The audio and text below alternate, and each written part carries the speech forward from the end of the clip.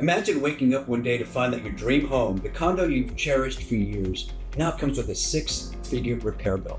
Many Floridians, especially retirees on fixed incomes, this has become a harsh reality. I'm Santiago Cueto, a board-certified international business attorney who spent nearly 3 decades helping Floridians in real estate law.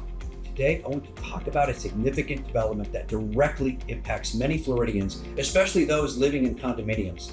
The Florida Legislature has recently passed a reform bill aimed at providing financial relief to condo owners while maintaining essential safety standards. This legislation comes in response to the challenges faced by residents following the implementation of stringent safety laws after the tragic Surfside condominium collapse in 2021. In June 2021, the partial collapse of Champlain Towers South in Surfside resulted in the loss of 98 lives.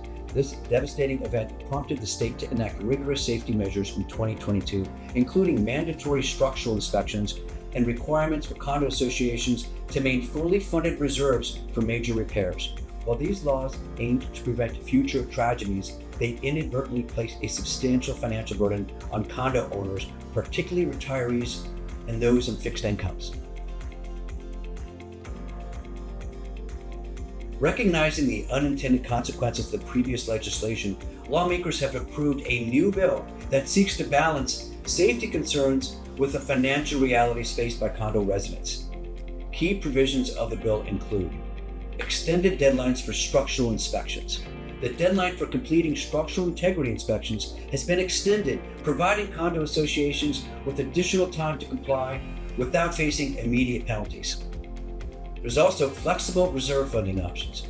Condo associations are now permitted to fund the reserves through loans or lines of credit, offering more flexibility in managing large repair costs.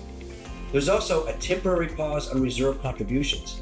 Associations can temporarily pause reserve contributions for up to 2 years following a milestone inspection, allowing them to prioritize urgent repairs without feeling overburdened financially. There's also exemptions for smaller buildings.